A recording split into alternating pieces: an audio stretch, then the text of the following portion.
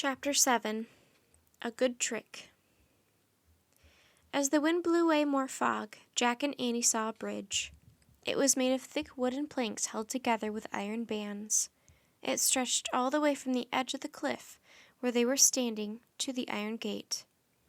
"Come on, let's go," said Annie. "Wait," said Jack, "what about the guards?" The two guards in gold armor stood perfectly still. Their huge spears gleamed in the torchlight. "I don't know," said Annie. "Read the second rhyme." Jack looked in his notebook and read aloud. "4 gifts you will need, the first from me, then a cup, a compass, and finally a key." "The first gift is the Christmas night's cloak," said Annie. "Yeah, I guess it's supposed to help us somehow," said Jack. He unbuttoned the cloak from around his neck.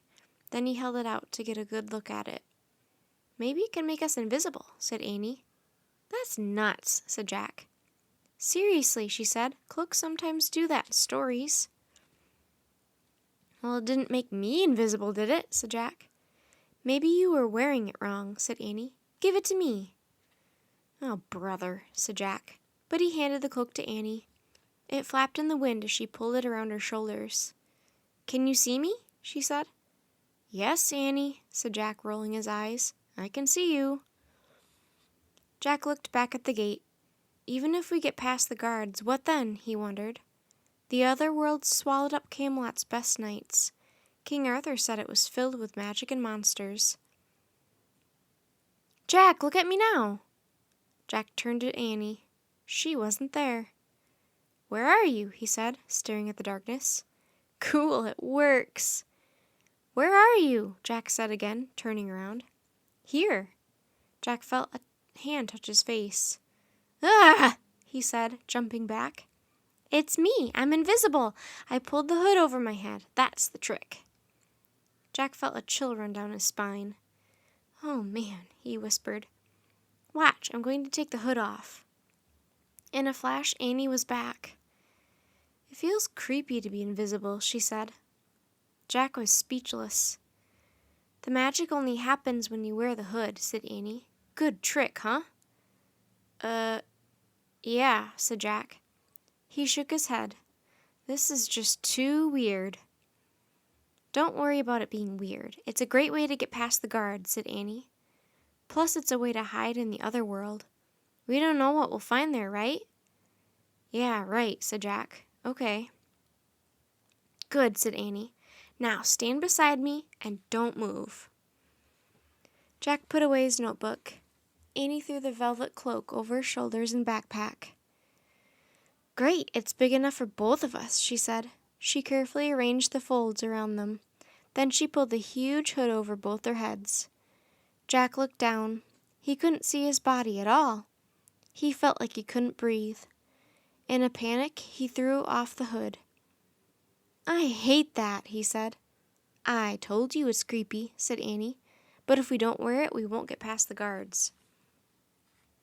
"Yeah, I know, and we won't have protection in the other world," said Jack. He took a deep breath. "Okay, let's do it." Annie pulled the hood up again. "I'll hold on to the hood so it won't blow off," she said. "You just think about getting across that bridge, nothing else." "But I can't see my feet," said Jack. "You don't need to see your feet to walk," said Annie. "Come on, do it for Morgan." "Right," said Jack. He and Annie stepped onto the bridge. "Whatever you do, don't look down," said Annie. As they started over the bridge, the wind whistled around them. Jack couldn't help it. He looked down. Not only was his body missing, but the fog beneath the bridge was moving in a wild, spinning whirl. Jack felt dizzy and faint.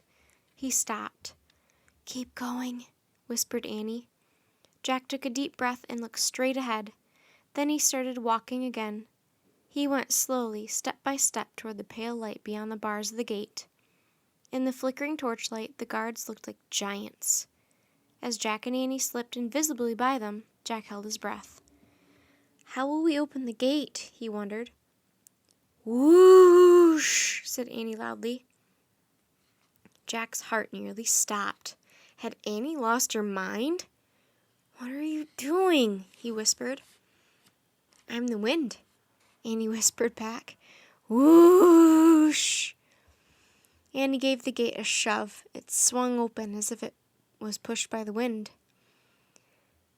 Jack looked back and saw that the guards had turned in their direction. "Quick!" whispered Annie. She and Jack moved silently through the gateway. "Whoosh!" said Annie. She pushed the gate back. It shut with a clang.